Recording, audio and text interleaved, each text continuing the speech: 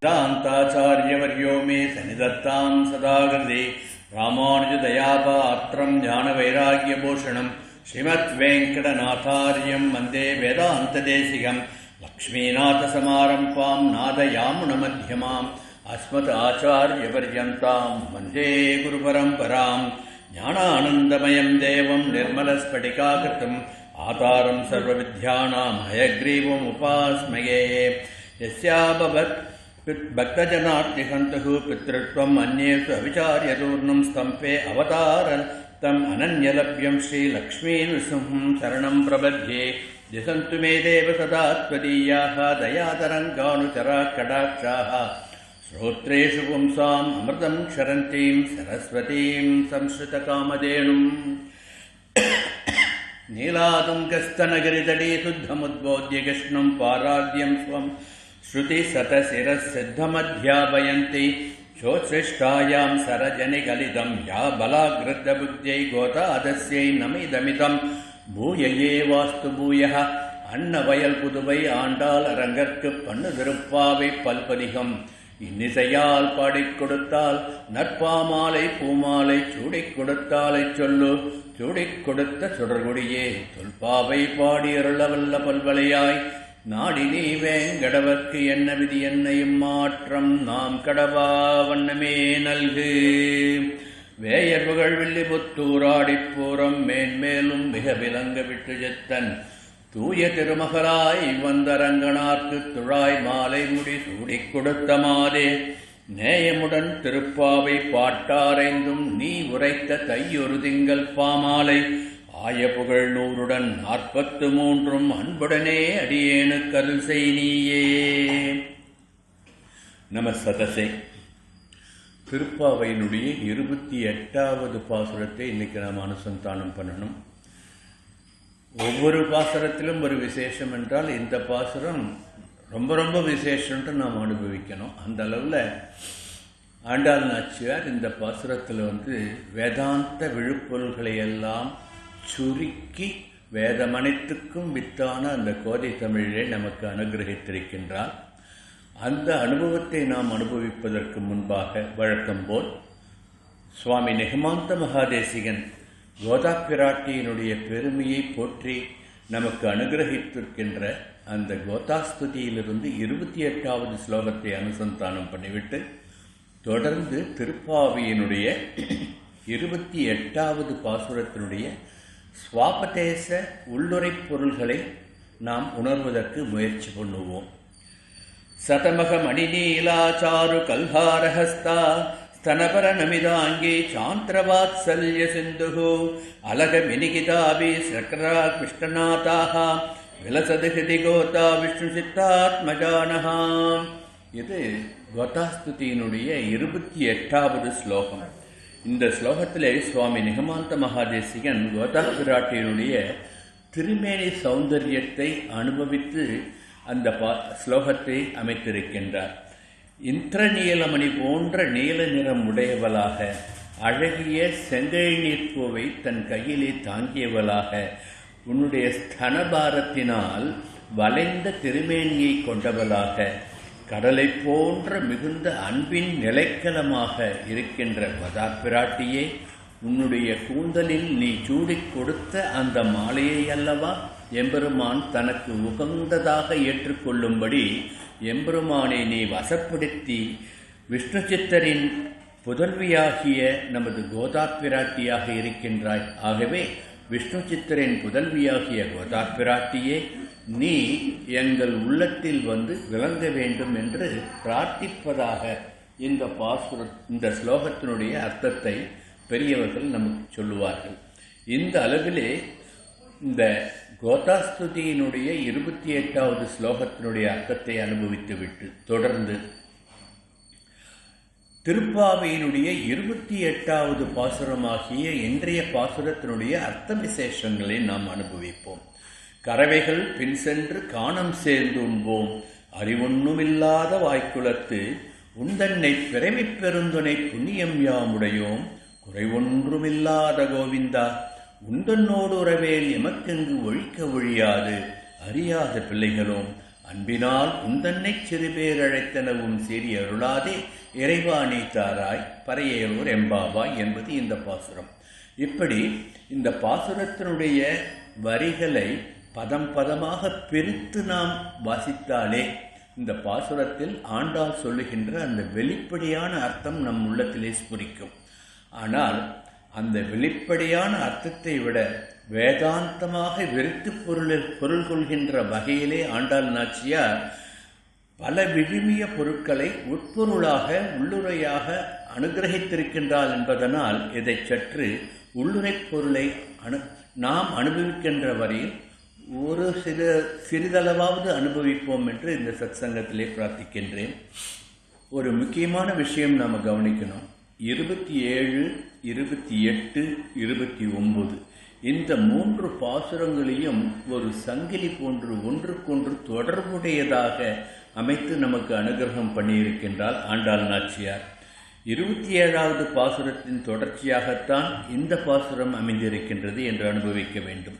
27வது பாசுரத்திலே எம்பெருமானுடன் தான் கொண்ட சாயுஜ்ய நிலையை, அதாவது எம்பெருமானுடன் லயமாகின்ற அந்த நிலையை பக்தியினுடைய பல படிகளின் உச்சமாக நேற்று நமக்கு எடுத்து காட்டின அந்த பாசுரத்தை மனதிலே கொண்டு தொடர்ந்து இந்த பாசுரத்திலே கண்ணனின் சாலோகத்திலே அவனுடைய சாமீபியத்திலே அவனைப் போன்ற ஸ்வரூபமும் தரித்து கொண்டு சாரூபமும் தரித்து கொண்டு அவனை அடைகின்ற சாயுஜ்ய நிலையை அடைந்ததை நேற்றைய பாசுரத்தில் அனுபவித்தோம். அதனுடைய பலனை இன்றைய பாசுரத்திலே சொல்லுகின்றாள் என்று நாம் எம்பெருமானுக்கு கைங்கரியம் செய்கின்ற பெரும் பேரே எமக்கு நீ கொடுக்கின்ற பறை என்று நாம் அனுபவிக்க வேண்டும். வாசல்ல திருக்கோலத்தை பார்த்தீங்களா? பறை போட்டு வச்சிருக்கு. பறைன்னா அரைபறை மாயன் மணிவண்ணன் நென்னலே வாய்னேந்தான் என்று பறை எடுத்து எல்லோருக்கும் தெரியும்படி செய்வது போன்று அந்த பறையாகவும் எடுத்துக்கொள்ளலாம். எப்படின்னா தேர்தட்டிலே நின்று எம்பெருமான் பகவத்கீதையை எல்லோரும் அறிகின்ற வண்ணம் எப்படி ஒரு செய்தி உலகத்தில் இருக்கின்ற நாட்டில் இருக்கின்ற அந்த பகுதியில் இருக்கின்ற மக்களுக்கு செல்ல வேண்டும் என்றால் பறை கொட்டி அந்த செய்தியை சொல்லுகின்ற நம் வழக்கம் இருக்கின்றது அல்லவா? அப்படி எம்பெருமானுடைய பெரும் புகழை அவன் தருகின்ற பெரும் பேற்றை பறையடித்து எல்லோருக்கும் தெரிவிக்கலாம் என்றும் ஒரு அர்த்தம் கொள்ளலாம். ஆனால் சுவாபதேசத்திலே சொல்லுகின்ற பறை எம்பெருமானுக்கு நாம் செய்கின்ற கைங்கரியம், அந்த கைங்கரிய பிராப்தியை, அந்த கைங்கரியம் பண்ணுவதற்காக எங்களுக்கு நீ அனுகிரகம் பண்ண வேண்டும் என்றுதான் ஆண்டாள் பறை என்ற வார்த்தையை திருப்பாவையிலே பலவாறும் உபயோகப்படுத்தி இருக்கின்றாள் என்று நாம் அனுபவிக்க வேண்டும். இப்படி சரணாகதி தத்துவத்தினுடைய பெருமையை இந்த பாசுரம் அற்புதமாக விளக்குகின்றது என்று அனுபவிக்க வேண்டும். 27, 28, 29 தொடர்புடைய பாசுரங்கள் என்று சொன்னேன் அல்லவா? 27னுடைய தொடர்பாக 28வது பாசுரத்திலே எம்பெருமானுடைய சாரூபம் அடைந்து சாயுஜ்ய நிலை அடைந்ததன் அடைந்ததை 27வது பாசுரத்திலே சொல்லி இந்த 28வது பாசுரத்திலே அதற்கான பலன் என்ன என்பதை ஆண்டாள் நாச்சியார் நமக்கு சொல்லுகின்றார். இந்த 28வது பாசுரத்தை தொடர்ந்து நாளைய பாசுரமாகிய 29வது பாசுரம் சிற்றஞ்சிறுகாலே வந்துன்னை சேவித்து நாம் தினமும் பெருமாளை சேவிக்கிறோம் இல்லையா? அந்த பாசுரத்திலே துவயமந்திரத்தை உணர்த்துவதாகவும் நாம் உணர வேண்டும். ஆகவே இந்த 28வது பாசுரமும் 27வது பாசுரமும் 29வது பாசுரமும் துவய மகாமந்திரத்தினுடைய பெருமையை சொல்லுவதாக ஆண்டாள் நாச்சியார் அமைத்திருக்கின்றார். எம்பெருமானை சரணாகதி பண்ணுவதற்காக நம் ஆச்சாரியர்கள் நமக்கு உபதேசம் பண்ணுகின்ற மகாமந்திரம் துவயமந்திரம். ஸ்ரீமன் நாராயண சரணம் சரணம் பிரபத்யே. ஸ்ரீமதே நாராயணாய நமஹ. எதுக்கு நடுவில் ஒரு நிமிஷம் நிறுத்தினன்னா, ஒரு 2 செகண்ட் நிறுத்தினது என்னன்னா, பெரியவா நமக்கு எப்படி சொல்லி கொடுத்துருக்கான்னா, நம்ம ஆச்சாரியர்கள் துவயமகா மந்திரத்தை அனுசந்தானம் பண்ணுவது மனதுக்குள்ளேயே சொல்லிக்கொண்டு பிரார்த்தனை பண்ண வேண்டும் என்பதுதான். ஆகையினால்தான் தொடர்ந்து, ஆனால் அந்த மந்திரத்தினுடைய பெருமையை எப்படி விளக்குவது? ஒரு சத்சங்கத்திலே விளக்க வேண்டும் என்றால், ஆச்சாரியன் நமக்கு துவயமந்திரத்தை உறக்க சொல்லக்கூடாது என்று சொன்னதை அதை மீறி எப்படி செய்வது என்பதனால்தான் பூர்வ பாகத்தை சொல்லிவிட்டு சற்று நிறுத்திவிட்டு பிறகு உத்தர பாகத்தை அனுசந்தானம் பண்ணினோம் என்றால் தொடர்ந்து துவயமந்திரத்தை சொல்லவில்லை என்ற ஒரு சமாதானத்தை நாம் ஏற்படுத்திக் கொண்டு அந்த மகாமந்திரத்தினுடைய பெருமையை, அது உணர்த்துகின்ற தத்துவத்தை, சரணாகதி தத்துவத்தை நாம் அறிய வேண்டும் என்பதற்காகத்தான் இந்த துவயமந்திரத்தை சேர்த்து அனுசந்தானம் உள்ளுக்குள்ளே தான் சொல்ல வேண்டும் என்பதனால்தான் 28வது பாசுரத்திலே துவயமகா மந்திரத்தினுடைய பூர்வ பாகத்தினுடைய அர்த்தத்தை பொதிந்து சொன்னால், துவயமகா மந்திரத்தினுடைய உத்தரபாகத்தினுடைய அர்த்தத்தை நாளைய பாசுரத்திலே எடுத்து சொல்லுவார். இப்படி இந்த 2 பாசுரத்தையும் சேர்த்து அனுபவித்தால்தான் ஆண்டாள் நாச்சியார் எப்படி சரணாகதி தத்துவத்தை உணர்த்துகின்ற துவயமகா மந்திரத்தை நமக்கு உபதேசம் பண்ணியிருக்கின்றால் 2 பாசுரங்களே பிரித்து என்று நாம் அனுபவிக்க வேண்டும். இப்படி இந்த பாசுரத்திலே துவய மந்திரத்தினுடைய பூர்வ பாகமாக, அதாவது முந்தைய பகுதியாகிய ஸ்ரீமன் நாராயண சரணம் பிரபத்தியே என்றபடி ஸ்ரீமன் நாராயணனுடைய திருவடிகளில் சரணாகதி பண்ணுவதுதான் அவனை அடைகின்ற உபாயம். உபாயம் என்றால் வழி. எம்பெருமானுவை அடைவதற்கு ஒரே வழி அவனுடைய சரணாரவிந்தங்களிலே சரணடைவதுதான் என்பதை, சரணாகதி தத்துவத்தை உணர்த்துகின்ற பாசுரம். இந்த துவயமந்திரத்தினுடைய பூர்வ பாகத்தினுடைய அர்த்தத்தை விளக்குகின்ற பாசுரம் இன்றைய பாசுரம் என்று நாம் அனுபவிக்க வேண்டும்.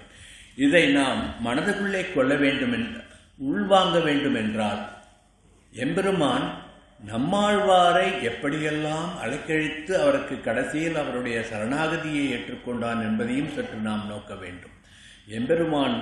எம்பெருமானை பார்த்து நம்மாழ்வார் 5 திவ்ய தேசங்களிலே சரணாகதி பண்ணி பாசுரங்கள் அனுகிரகித்திருக்கின்றார். ஆனால் அந்த 5 திவ்ய தேசங்களிலும் எம்பெருமானை மட்டுமே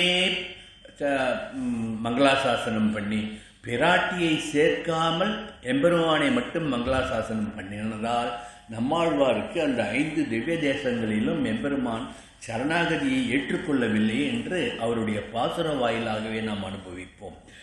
முதலிலே எம்பெருமான் பாண்டி நாட்டு திவ்ய தேசமாகிய வானமாமலையில் இருக்கின்ற அந்த எம்பெருமானை மங்களாசாசனம் பண்ணுகின்றார். அந்த எம்பெருமானிடம் சரணாகதி பண்ணுகின்றார்.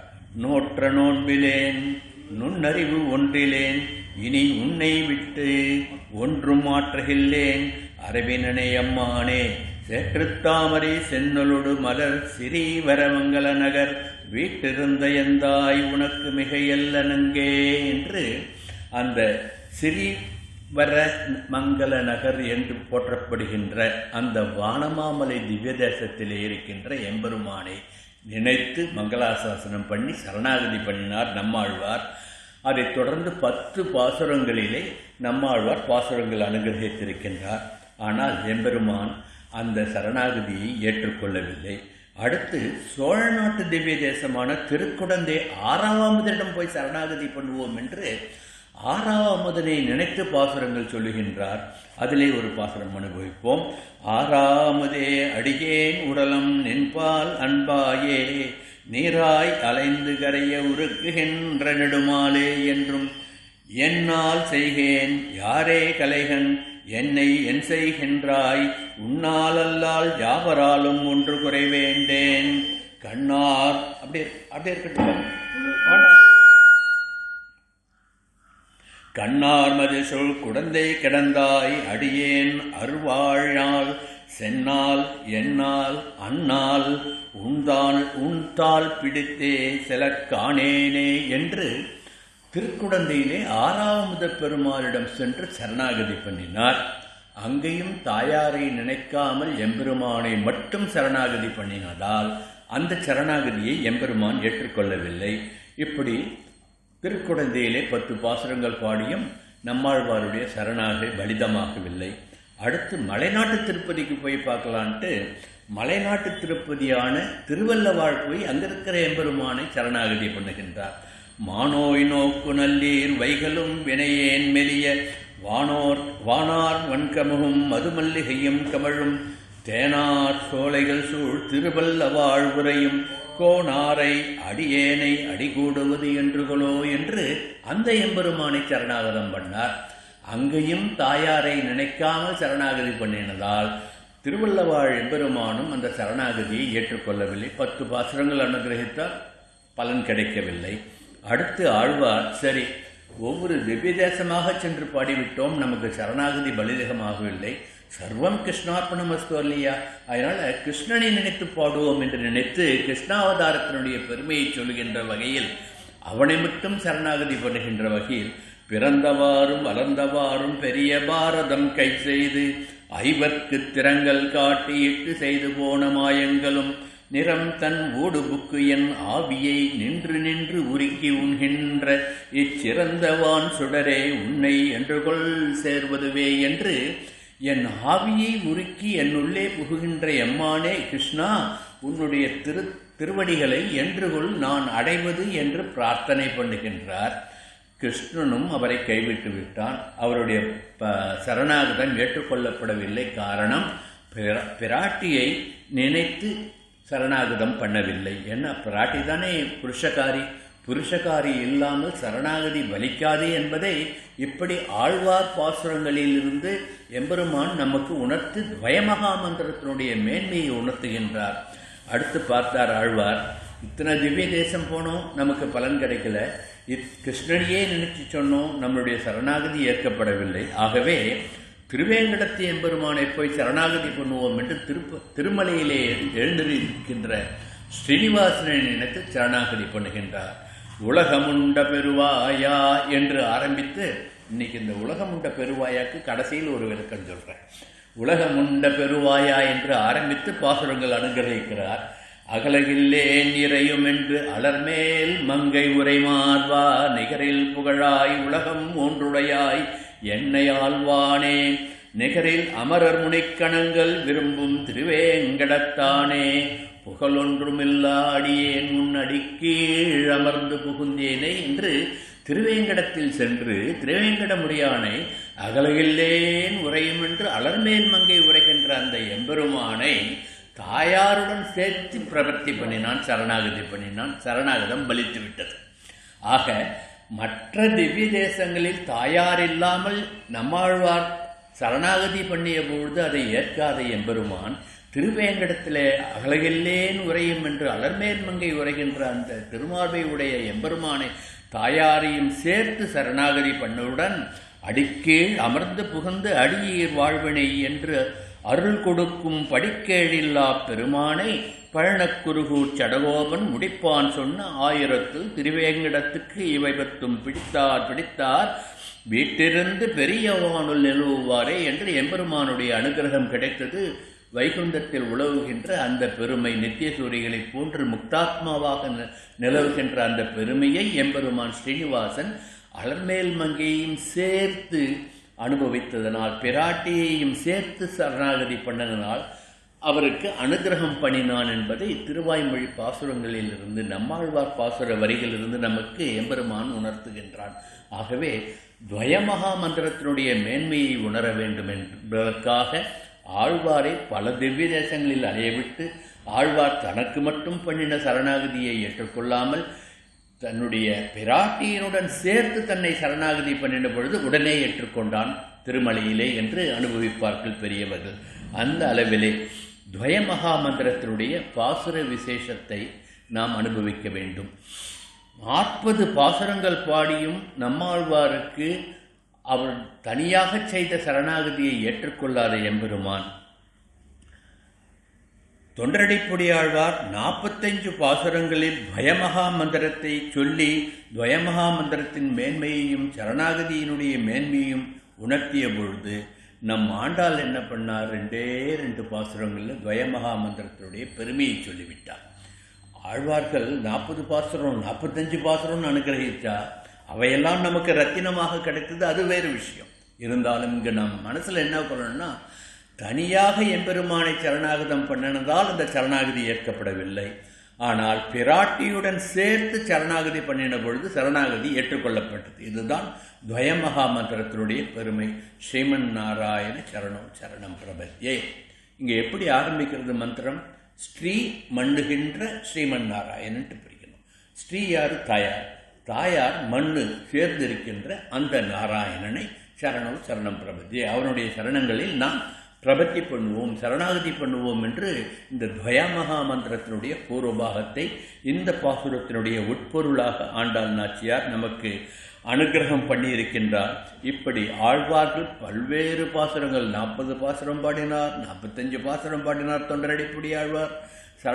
அப்படிப்பட்ட மேன்மையுடைய அந்த சரணாகதி மந்திரத்தினுடைய பயமந்திரத்தினுடைய பெருமையை, சரணாகதியினுடைய பெருமையை 2 பாசுரங்களில் ஆண்டாள் நமக்கு கொடுத்திருக்கின்றாள் என்பதுதான் இந்த ஆண்டாள் பாசுரங்களுடைய மேன்மை என்று நாம் அறிய வேண்டும். அடுத்து இந்த பாசுரத்திலும் கோவிந்த நாமம் சொல்லப்படுகின்றது என்பதை நாம் அனுபவிக்க வேண்டும். கோவிந்தன் தான் கூவி அழைத்தால் ஓடோடி வந்து அருள் புரிவான். என்று திரௌபதிக்கு அவள் மானம் காக்க ஓடோடி வந்து காத்தான் அல்லவா?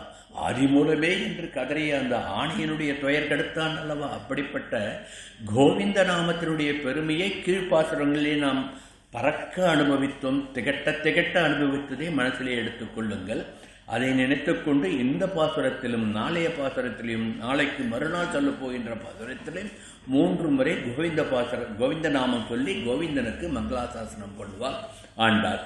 இப்படி இந்த பாசுரத்திலே கோவிந்த நாமம் சொல்லப்படுவதனால் இந்த பாசுரத்திற்கு ஒரு ஏற்றம். சரணாகத வத்சலன் நம் சரணாகதியை நாம் தாயாருடன் சேர்த்து புருஷகாரியாக தாயாரை வைத்து நாம் துவயமந்திரத்தை அனுசந்தானம் பண்ணினால், அவனிடம் தாயாருடன் சேர்த்து பிரார்த்தித்து நாம் சரணாகதி பண்ணினால் நிச்சயமாக அந்த சரணாகத வத்சலன் நமக்கு அருள் பாலிப்பான் என்பதை உணர்த்துவதுதான் இன்றைய பாசுரமும் நாளைய பாசுரமும். ஆகையினால்தான் நாம் எப்பொழுதுமே சாற்று முறையில் முடிக்கின்ற பொழுது இந்த 2 பாசுரங்களையும் சொல்லி சாத்து முறை பண்ணுறோம். ஏன் திருப்பாயில 30 பாசுரம் இருக்கும்போது இந்த 2 பாசுரம் மட்டும் ஏன் சொல்லி சாத்து முறை பண்ணுறோம்னா, அது துவயமகா மந்திரத்தை சொல்லுவதால் அந்த மேன்மையை உணர்ந்து உள்ளத்திலே வாங்கி அந்த துவயமகா மந்திரத்தை வெளிப்படையாக உறக்க எல்லோருக்கும் அறியும்படி தொடர்ந்து சொல்ல முடியாது என்பதனால் சிற்றஞ்சிறுகாலையும் மங்கக்கடல் கடனையும் சொல்லி துவயமகா மந்திரத்துடைய பெருமையை உறக்க ஊரறிய சொல்லுகின்றோம் என்று நாம் அனுபவிக்கலாம். இன்னொரு விசேஷம் இந்த பாசுரத்தில் இருக்கு. இன்னைக்கு இந்த பாசுரத்தில் இந்த 30 பாசுரங்களிலும் சொல்லாத ஒரு வார்த்தையை ஆண்டாள் நாச்சியார் சொல்லியிருக்கார். யாராவது சத்சங்கத்தில் சொல்லுங்களேன் அந்த வார்த்தை என்ன? 30 பாசுரங்களும் சொல்லாத ஒரு வார்த்தை இந்த ஒரு பாசுரத்தில் மட்டும் இருக்கின்றது. சொல்லுங்க. நிறைய சொல்லிட்டால கோவிந்த நாமம் நிறைய சொல்லியிருக்கா. இறைவா என்ற வார்த்தை. இன்னைக்கு என்ன பாசுரத்தை ஆரம்பிக்கிறா? சொல்லுங்க. கறவைகள் பின் சென்று காணும் சேர்ந்துன்றோம் குறையொன்றும் இல்லாத கோவிந்தான்னு சொல்லிட்டு வந்து இறைவான்ற வார்த்தையை எங்க சொல்றார்? இறைவா நீ தாராய் பரையலூர் என்பவாய் சொல்றாள் இல்லையா? இந்த இறைவா என்ற இந்த பதம் 30 பாசுரங்களையும் தேடி பாருங்க, இந்த ஒரு பாசுரத்தில் தான் இருக்கும். இப்படிதான் அனுபவிக்கணும் திருப்பாவியை. ஒவ்வொரு வார்த்தைக்கும் ஒரு மேன்மை இருக்கின்றது, ஒவ்வொரு வரிக்கும் ஒரு மேன்மை இருக்கின்றது, ஒவ்வொரு சொல்லிலும் உட்பொருள்கள் ஆழமா பதிஞ்சிருக்குன்னு நாம் அனுபவிக்கணும். இப்படி இறைவா என்ற சொல்லை இந்த ஒரு பாசுரத்தில் மட்டும் சொல்லி இருப்பதனால் இந்த பாசுரத்திற்கு ஒரு ஏற்றம் என்று நாம் அனுபவிப்போம். இப்பொழுது பாசுர வரிகளை ஒன்று ஒன்றாக நம்ம சாதாரணமாக என்ன சொல்கிறது, பேச்சு வழக்கில் கலோக்கியில் சொல்கிற மாதிரி பிரித்து மேஞ்சிடுறதுன்னு சொல்லுவார் இல்லையா? அப்படி ஒவ்வொரு வரியையும் ஒவ்வொரு வார்த்தையையும் பிரித்து பிரித்து அனுபவித்து ஆண்டாள் நாச்சியார் நமக்கு என்ன சொல்லி இருக்கின்றாள் என்பதை ஓரளவுக்கு அனுபவிப்போம். முழுமையாக அனுபவிக்க முடியாது, அதற்கு அவகாசம் போராது, அதற்கு என்ன சொல்கிறது ஞானமும் அடியனுக்கு போராது. தெரிந்த வரியில் ஓரளவுக்கு பாசுர வரிகளை அனுபவிப்போம். கறவைகள் பின் சென்று காணம் சேர்ந்துண்போம் என்று சொல்லுவது பன்மையில் சொல்லியிருக்கின்றார். காணம் சேர்ந்து உண்போம் என்று சொல்லுகின்றார் பன்மை. அப்போது இவ மட்டும் போய் அனுபவிக்கணும்னு சொல்லலை, எல்லோரும் சேர்ந்து கூடியிருந்து குளிர்கின்ற அந்த தன்மையை ஆண்டாள் நாச்சியார் சேர்ந்து உண்போம் என்ற அந்த வார்த்தையிலே பன்மையாக அமைத்து சொல்லுகின்றாள் என்று நாம் அனுபவிக்க வேண்டும். இங்கே ஒரு விசேஷத்தை நாம் பார்க்க வேண்டும். எம்பெருமான் இங்கே திருப்பாவையில் கண்ணனுடைய பிரதாபத்தை சொல்லுகின்றது. கண்ணனை கோபியர்கள் எவ்வாறு கொண்டாடினார்கள் என்பதை தானே சொல்லுகின்றது. கண்ணனுடைய எளிமை, அவனுடைய பராக்கிரமம் எல்லாத்தையும் தானே பறக்க சொல்லிட்டு வரா. அப்போது நந்தகோபன் மகனாக ஆயர் குலவிளக்காக நந்தா விளக்காக எம்பெருமான் கண்ணன் மற்ற எல்லா இடத்தையும் விட்டுவிட்டு கோகுலத்தில் ஆயர் குலத்தில் தானே வந்து பிறந்தான். அந்த யாதவன் யாதவ குலத்தில் தானே பிறந்தான். ஆகையினால் அந்த ஆயர்களுக்கு என்ன வேலை? ஆணிரை மேய்ப்பது. ஆணிரை மேய்ப்பது யார்? ஆயர்குல சிறுவர்களோ அல்லது பெரியவர்களோ ஆண் மக்கள் கானகத்திற்கு மாடுகளை ஓட்டிச் சென்று அந்த கறவைகளை சம்ரட்சணம் பண்ணினார்கள், அவர்களை காப்பாற்றினார்கள் என்று தானே அர்த்தம் வரும். ஆனால் இங்கு சேர்ந்து உண்போம், கானகம் சேர்ந்து உண்போம் என்று சொன்னதனால் மற்றவர்களையும் அழைத்துச் செல்கின்றாள் என்று அனுபவிக்க வேண்டும். ஆயர்களுக்கு மாடு மேய்ப்பது ஆண் மக்களுக்கு, ஆயர்குல ஆண் மக்களுக்கு சிறுவராயிருந்தாலும் சரி பெரியவர்களாக இருந்தாலும் சரி கறவைகளை கானகத்திற்கு அழைத்து சென்று அவர்களுக்கு பசியாரமிட்டு திருப்பி வீட்டிற்கு கொண்டு வருவது அவர்களுடைய வேலை. ஆயர்குல சிறுமிகளுக்கும் ஆயர்குல பெண்மணிகளுக்கும் என்ன வேலை? அவர்களுக்கு வந்த கறவைகளிடம் கறவை செய்து அந்த பாலை தயிராக்கி தயிரை கடைந்து வெண்ணெய் எடுத்து அமுது கொண்டுவது, அந்த கறவைகளுக்கு தீனி போடுவது அல்லது அந்த கறவைகள் இருக்கும் இடத்தை சுத்தம் பண்ணுவது என்பது தானே அவர்களுடைய வேலை.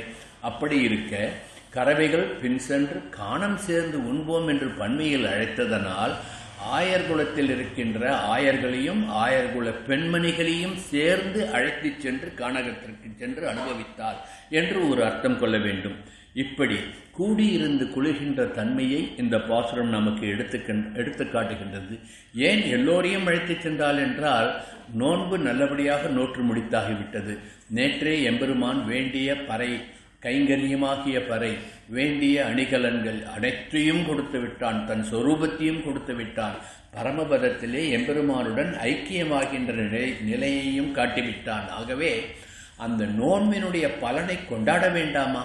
ஆகையினால்தான் நேற்றிருந்து நெய்யுண்ணோம் பாலுண்ணோம்ட்டு ஆரம்பித்த திருப்பாவியில் நேற்றைய பாசுரத்தை முடிக்கும் பொழுது மூட நெய் பெய்து முழங்கை வழிவார நோன்பை முடித்தால் என்று அனுபவித்தோம் அல்லவா? அது மட்டும் போதுமா?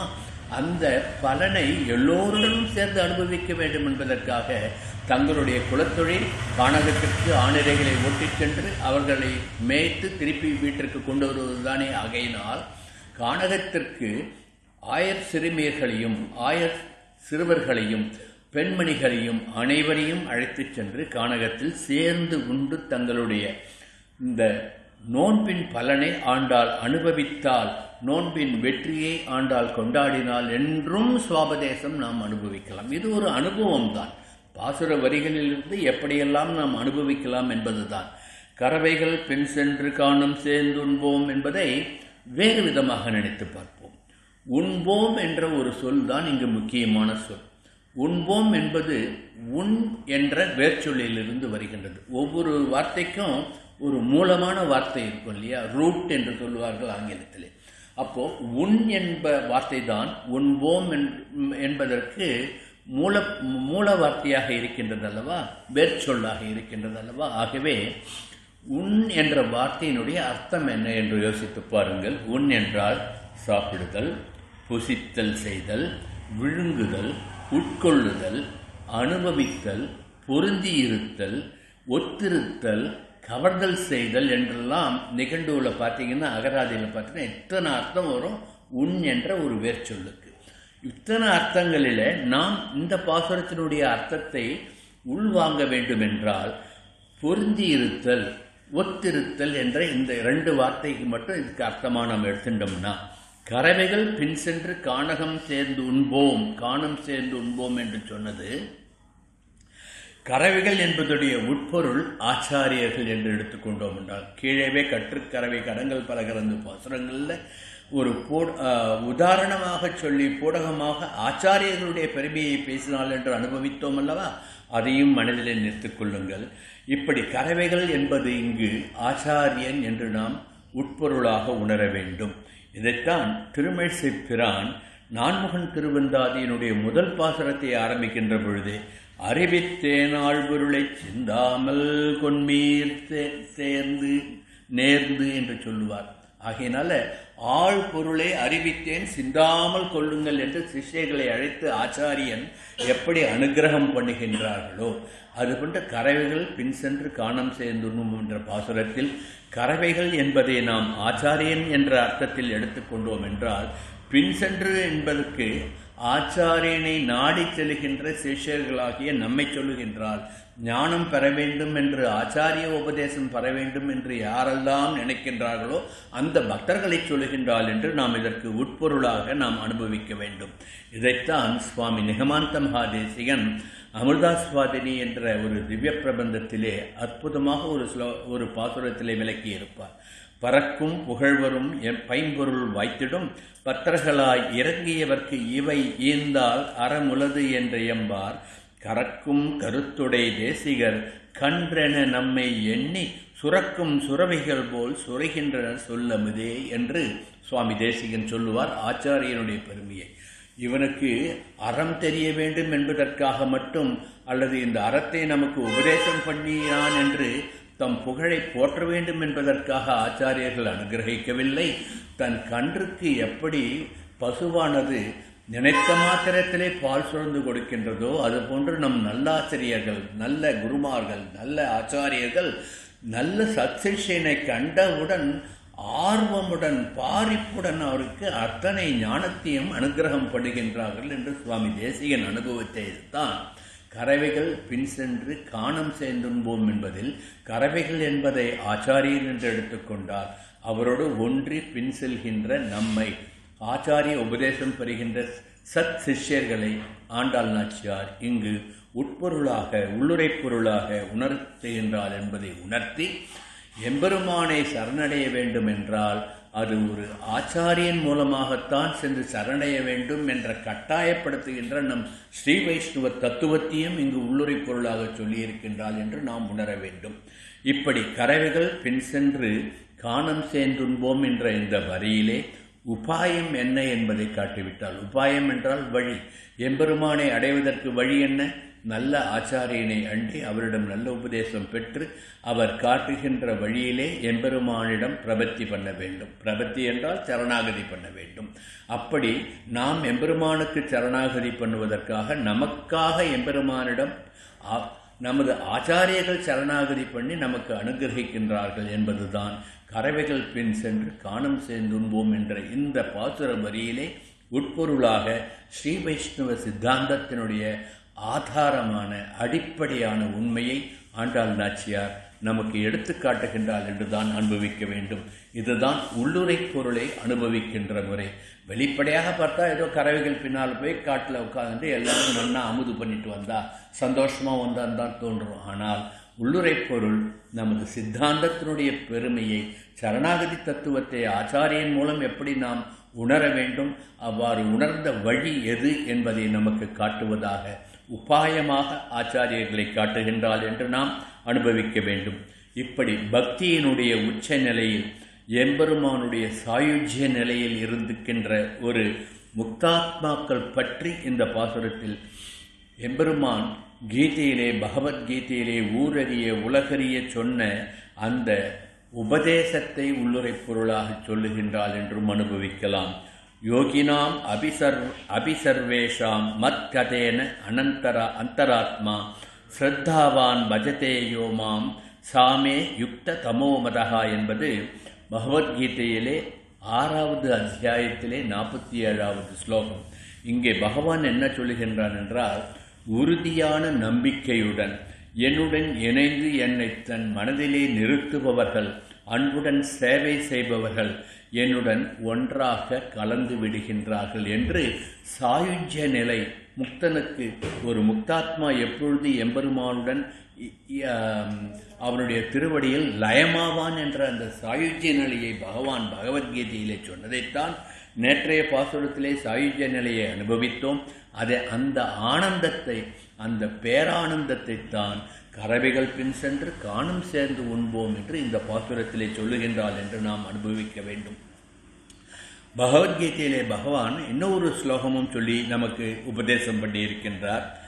பக்தியாமாம் அபிஜானாதி யாவான் எஸ் சாஸ்தி தத்வதாக ததோமாம் தத்வதோ ஞாத்வா விசதே தத் அனந்தரம் என்று சொல்லி, ஒருத்தன் என்னிடம் பக்தி பண்ணிக்கொண்டே வந்தால் நான் யார், நான் எப்படிப்பட்டவன், அதாவது பகவான் யார், பகவான் எப்படிப்பட்டவன் என்பதை அவனிடம் பக்தி செய்து கொண்டே வருகின்ற ஒருவன் தத்துவார்த்தமாக புரிந்து கொள்வான். அப்படி புரிந்து கொள்கிறவன் தான் ஞானி. அப்படி என்னை தெரிந்து கொண்ட பிறகு எனக்கு வேறு உனக்கு வேறு என்று இல்லாமல் என்னுடனே அவன் லயமாகி விடுவான், சாயுஜ்ய நிலையை அடைந்து விடுவான். இதைத்தான் ஆண்டாள் நாச்சியார் நேற்றைய பாசுரத்திலே காட்டினால் அதனுடைய பலனை, அந்த பேரானந்தத்தை கறவைகள் பின் சென்று காணம் சேர்ந்துண்போம் என்ற இந்த பாசுர வரிகளை உணர்த்துகின்றாள் என்பதை நாம் மனதிலே கொண்டால் ஆண்டாள் நாச்சியார் எப்படி தத்துவார்த்தமாக விளக்குகின்றாள் என்பதை நாம் அறியலாம்.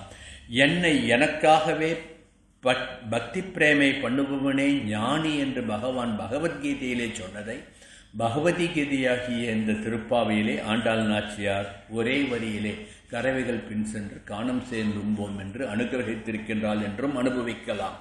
இதை வேதம் சொல்லுகின்ற வார்த்தையோடும் சேர்த்து நாம் இதனுடைய பொருளை அனுபவிக்கலாம்.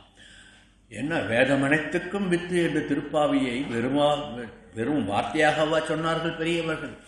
எப்படி வேதம் என்ன சொல்லிட்டு, அகமன்னம் அகமன்னம் அகமன்னம் அகமன்னாதோஹோ அகமன்னாதோஹோ அகமன்னாதா, இது தைத்திரிய உபநிஷத்தில் நாம் சேவிக்கிறோம் இல்லையா? அந்த வேத வாக்கியம்தான் சேர்ந்து உண்போம், இந்த உண்போம் என்ற வார்த்தையிலே உள்ளுரை பொருளாக ஆண்டாள் சொல்லி இருக்கின்றாள் என்று சொல்ல வேண்டும். அதாவது எங்களுக்கு பாலே கண்ணன், எங்களுக்கு நெய்யே கண்ணன், எங்களுக்கு சோரே கண்ணன், எங்களுக்கு எல்லாமும் கண்ணன் தான். கண்ணனுக்கு நாங்கள் அன்னம், அவன் எங்களை சாப்பிடுகின்றான், அவன் எங்களை சாப்பிடுகின்றான் என்று ஆனந்தப்படுவதுதான் எங்களுடைய பேரானந்தம் என்று இந்த வேத பொருளை ஆண்டாள் நாச்சியார் கறவைகள் பின் சென்று காணம் சேர்ந்து உண்போம் என்று சொல்கிறார். அந்த வேதம் என்ன சொல்லுகின்றது? எம்பெருமானுக்கு நாம் எல்லோரும் அன்னம், எம்பெருமான் நம்மை புசிக்கின்றான், அந்த புசிக்கப்படுபவர்களாகிய நாம் அந்த பேரானந்தத்தை அடைகின்றோம் என்று வேதம் சொல்லுகின்றது அல்லவா? அதைத்தான் இங்கு காணும் சேர்ந்து உண்போம் என்ற வார்த்தையிலே, உண்போம் என்ற வார்த்தையிலே ஆண்டாள் நாச்சியார் சொல்லியிருக்கின்றார். அதைத்தான் தைத்திரிய உபனிஷத் சொன்னதை ஆண்டாளுடைய இந்த ஒற்றை சொல் நமக்கு எடுத்து காட்டுகின்றது என்று அனுபவிக்க வேண்டும். இதையே இந்த தைத்திரிய உபனிஷத் சொல்லுகின்ற இந்த வார்த்தை, வேத வாக்கினுடைய அர்த்தத்தை உந்தன் திருவுள்ளம் இடர்கெடும் தோறும் நாங்கள் வியக்க இன்புறுதம் என்று திருவாய்மொழியிலே நம்மாழ்வார் அனுபவித்தார் அல்லவா?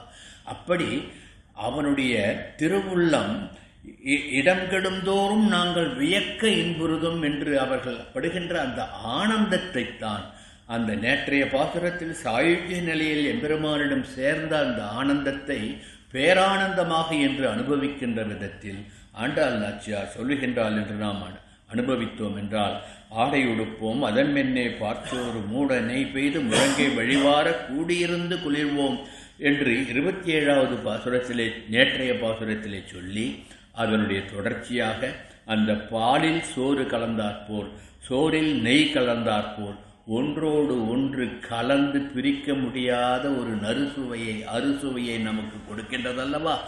அந்த சுவைதான் அவனில் நாமும் நம்மில் அவனும் ஒன்றாக லயமாகின்ற ஒரு பக்தியினுடைய உச்சநிலை என்று ஆண்டாள் நமக்கு காட்டி அகமன்ன என்ற வார்த்தையினுடைய அர்த்தத்தை நமக்கு சொல்லுகின்றாள் என்று நாம் அனுபவிக்க வேண்டும். அகமன்ன என்றால் நாம் அவனுக்கு உணவாகவும், அகமன்னாதகா என்றால் நமக்கு அவன் உணவாகவும். நமக்கு எப்படி எம்பெருமான் உணவாகின்றான் என்று நீங்கள் யோசிக்கக்கூடாது. ஏன்னா நமக்கு நாம் சாப்பிட்ற அத்தனை உணவும் எம்பெருமான் நமக்கு அனுகிரகித்தது. எல்லா பொருளிலும் எம்பெருமான் இருக்கின்றான். அது எம்பெருமானுடைய பிரசாதம் என்று நாம் உட்கொள்கின்ற பொழுது எம்பெருமானையே நாம் உண்ணுகின்றோம், சாப்பிடுகின்றோம் என்ற உணர்விலே அதை எடுத்துக்கொள்ள வேண்டும். ஆகவே அகமன்னாதகா என்று வேதம் நமக்கு அவன் உணவாகவும் இருக்கின்றான். உண்டு கழித்து உன்னுடன் நாங்கள் சாயுஜ்ய பதவியை அடைந்ததை நீயும் நாமுமாக, நீயும் எங்களோடு வந்து சேர்ந்து உண்போம், எங்கு போய் செல்வோம், காணும் சேர்ந்து உண்போம் என்று அந்த பேரானந்தத்தை அனுபவிக்க எம்பெருமானையும் அழைப்பதாகவும் நாம் இந்த பாசுரத்தை அனுபவிக்கலாம். இதைத்தான் ஆழ்வார் சொன்னார். உண்ணும் சோறு, பருகும் நீர், தின்னும் வெற்றிலை எல்லாம் கண்ணனே என்று அனைத்தையும் கண்ணனாக கண்ட அந்த நிலையைத்தான் இங்கு ஆண்டாள் நாச்சியார் இந்த பாசுர வரியிலே உண்போம் என்ற வார்த்தையினுடைய உட்பொருளாக ஸ்வாபதேசமாக சொல்லி இருக்கின்றாள் என்று நாம் அனுபவிக்க வேண்டும். இப்படிப்பட்ட சாயுஜ்ய நிலையை அகம் பிரம்மாஸ்மி, நானே பிரம்மம் என்று சொல்லுகின்ற அத்வைத பரமாக உணர்த்துவதாக நாம் எடுத்துக்கொள்ள முடியாது. அதனுடைய பொருள் வேறு விதமாக மற்ற வேத வாக்கியங்களுடன் சேர்த்துத்தான் அனுபவிக்க முடியுமே தவிர, எப்படி நெய்யிலிருந்து பாலிலிருந்து உள்ளே உரைகின்ற நெய்யை நேரடியாக பார்க்க முடியாதோ அதே போன்றுதான் எம்பெருமானுடைய தத்துவத்தை இந்த ஒற்றை சொல் அகம் பிரம்மாஸ்மி, நானும் பிரம்மம், நீயும் பிரம்மம், அது ஒரு உணர்வு. எல்லோரிடத்திலும் பிரம்மத்தை காண்கின்ற உணர்வு வேறு. காக்கை சிறகனிலே நந்தலாலா உன் கரிய நிறம் காண்கின்றேனே நந்தலாலா என்று பாரதியார் அனுபவித்தார் அல்லவா. பார்க்கும் மரங்களெல்லாம் நெடுமாலே என்றும் பார்க்கின்ற கார்மேகம் கார்வண்ணன் வந்தான் என்றும் உருகினாள் அல்லவா. அது வேறு விஷயம். அது எம்பெருமானை உள்ளத்திலே கொள்ளுகின்ற உணர்வு. அகம் பிரம்மாஸ்மி என்பது நானே எம்பெருமான் என்ற ஒரு மமதியை வெளிப்படுத்துகின்ற உணர்வு என்பதை வேத வாக்கியங்கள் மற்றவற்றுடன் சேர்த்து இந்த அகம் பிரம்மாஸ்மியை பொருத்தி பார்த்தால்தான் விசிஷ்டாத்வைத தத்துவம் எப்படி ஆத்மாவையும் பரமாத்மாவையும் இரண்டு பொருட்களாக சொல்லி, ஆத்மா இல்லாமல் பரமாத்மா இல்லை, பரமாத்மா இல்லாமல் ஆத்மா இல்லை, நீ இன்றி நான் இல்லை, நான் இன்றி நீ இல்லை என்று ஆழ்வார் அணித்தரமாக சொன்னதை உணர்த்துவதாக நாம் உணர வேண்டும். இப்படி சாயுஜ்யம் என்று சொன்ன வார்த்தையிலே எம்பெருமானுடன் இந்த ஆத்மா சென்று லயமாகின்ற அந்த தன்மையை ஆண்டாள் நாச்சியார் நேற்றைய பாசுரத்தில் சொன்னதை அதனுடைய பலனை அனுபவிக்கும்படி இன்றைய பாசுரத்திலே சொல்லுகின்றாள் என்றும் அனுபவிக்கலாம். அடுத்து அறிவொன்றும் இல்லாத ஆய்குலத்து என்று சொல்லுகின்றார். இந்த பாசுரத்தில் என்ன பொருள்? எங்களுக்கு எந்தவித ஞானமும் கிடையாது, எங்களுக்கு கர்மயோகம் கிடையாது, ஞான யோகம் கிடையாது. ஆனால் ஒன்றே ஒன்று தெரியும், எல்லாம் எங்களுக்கு கண்ணனே என்று உன்னிடம் சரணாகதி பண்ண தெரியும் என்பதனால்தான் அறிவொன்றுமில்லாத நாங்கள் அறியாதவனாக நீ எங்கள் குலத்தில் வந்து பிறந்த உன்னிடமே சரணாகதி பண்ணுகின்றோம் என்று சொல்லுகின்றாள் என்று நாம் எடுத்துக்கொள்ள வேண்டும். கண்ணா, நீ எங்களுடைய தோழனாக எம்மிடையே பிறந்து எம்மிடையே வளர்ந்து எம்மிடையே லேலிகள் செய்து எங்களுடனேயே உண்டும் கழித்தும் இருப்பதாக உன் எளிமையை உன்னுடைய சௌலபியத்தை எமக்கு காட்டினாய். அப்படி ஞானவர்த்தமாக உணர்வதற்கு எங்களுக்கு யோகியதை கிடையாது. உன்னை தவிர எங்களுக்கு வேதாந்தம் வேறு எதுவுமே கிடையாது. ஆகவே அறிவொன்றும் இல்லாத ஆய்குலத்து நீதான் வேதாந்தமாக வந்து எங்களிடம் பிறந்தாய். ஆகவே நீதான் வேதாந்தம் என்பதுதான் எங்களுக்கு தெரியும் என்று ஆண்டாள் நாச்சியார் இங்கு சொல்லுகின்றாள் என்று நாம் அறிய வேண்டும். அறிவு இல்லை என்று சொல்வதனால் கர்மயோகம் எங்களுக்கு தெரியாது. எங்களுக்கு தெரிந்த ஒரே கர்மம் ஆணிரைகளை மேய்ப்பது, பால் கறப்பது, தயிராக்குவது, வெண்ணெய் உருவாக்குவது, எல்லோருக்கும் உண்டு கழிப்பது, அது கிருஷ்ணார்ப்பணம் என்று அதை நாங்கள் புசிப்பது. இதை தவிர வேறு எங்களுக்கு என்ன கர்மயோகம்? நாங்கள் போயிட்டு காட்டில் தவம் பண்ண தெரியுமா? இல்லை நீர் மேல் நின்று தவம் பண்ண தெரியுமா? நெருப்பின் மேல் நின்று தவம் பண்ண தெரியுமா? எதுவுமே தெரியாது. எங்களுக்கு கர்மயோகம் தெரியாது, ஞான யோகமும் தெரியாது. அறிவொன்றும் இல்லை. உன்னுடன் சரிக்கு சமமாக உன்னுடைய அன்பையே பெற்றுக்கொள்கின்ற எங்களுக்கு உன்னிடம் பக்தி செலுத்துவதை தவிர வேறு ஞானம் கிடையாது. போய் நான் வேதம் கற்றுட்டேன், வேதாந்தம் அத்தியனம் பண்ண, வேதம் அத்தியனம் பண்ணிட்டுலாம் எங்களுக்கு அதெல்லாம் வேண்டாம். எங்களுக்கு வேதாந்தமாக நீயே எங்கள் கூட இருக்கிற பொழுது நான் தனியாக போய் எதற்கு ஒரு வேதாந்தம் அத்தியனம் பண்ண வேண்டும் என்று நீயே வேதாந்தம், நீ எங்களுடன் இருப்பதே எங்களுடைய பேறு என்று அறிவொன்றும் இல்லை. உன்னுடன் சரிக்கு சமமாக உன்னுடைய அன்பை பகிர்ந்து கொள்ளுகின்ற எங்களுக்கு உன்னை தவிர வேறு போகியம் கிடையாது, உன்னை தவிர எங்களுக்கு வேறு ஆனந்தம் கிடையாது என்று சொல்லுகின்றார். எங்களுக்கு வருத்தம் தீர்ந்து எங்களை மகிழ்விப்பதற்கு உன்னை சரணாகதி பண்ணுவதை தவிர வேறு மார்க்கமும் எங்களுக்கு தெரியாது என்று சொல்லுகின்றார். இப்படி ஆண்டாள் நாச்சியார் நமக்கு உணர்த்துகின்ற இந்த ஆக்கிஞ்சன்யம் என்று சரணாகதியிலே ஒரு அங்கம் என்று நாம் சொன்னோம் அல்லவா கீழ்ப்பாசுரத்திலே, அதாவது கையறு நிலை, உன்னை விட்டா எனக்கு வேற கதி இல்லை என்ற அந்த கையறு நிலையை உணர்த்துவதற்காக இந்த பாசுரத்தை நாம் அனுபவிக்க வேண்டும். இதைத்தான் துவயமகா மந்திரத்தினுடைய மேன்மையை விளக்குகின்ற வகையில் துவயச்சுருக்கு என்று சுவாமி நிகமாந்த மகாதேசின் சில்லறை ரகசியம் ஒன்றை சொல்லியிருக்கின்றார். அந்த துவயச்சுருக்கிலே இந்த பாசுரத்தில் சொல்லப்படுகின்ற ஸ்ரீமன் நாராயண சரணோ சரணம் பிரபத்தியே என்ற அந்த துவயமகா மந்திரத்தினுடைய பூர்வபாகத்தினுடைய அர்த்தத்தை ஒரு பாசுரத்திலே துவயச்சுருக்கிலே சுவாமி நிகமாந்த மகாதேசிகன் அனுகிரகித்திருக்கின்றார். அதை சொல்லுகின்றேன், சொல்லும் பொழுதே அதனுடைய அர்த்தம் உங்களுக்கு விளங்கும். அருமறை யாதும் துறவோம் என அறிந்தார் கவரும் கருமமும் ஞானமும் காதலும் கண்டு முயலகிலோம் வருவதும் இந்நிலையால் மயலுற்ற எமக்கு உலதோ திருமகளார் பிரியாத திருமாலன்றி நற்சரணே. பிராட்டியுடன் கூடிய அந்த திருமாலை சரணாக கொள்ளுவதை தவிர எங்களுக்கு வேறு எதுவும் தெரியாது என்று இந்த துவயமகா மந்திரத்தினுடைய பூர்வபாகத்தினுடைய ஸ்ரீமன் நாராயண சரணோ சரணம் பிரபத்யே என்பதை இந்த பாசுரத்தினுடைய உட்பொருளாக அமைத்து ஆண்டாள் நாச்சியார் நமக்கு அனுகிரகித்திருக்கின்றார். இப்படியெல்லாம் பொதுவாக பொருள் சொல்லுவார்கள். இதை வேறு விதமாக நாம் அனுபவித்து பார்ப்போம். பாசுரத்தினுடைய வரிகளை பிரித்தும் சேர்த்தும் அனுபவிக்க வேண்டும்.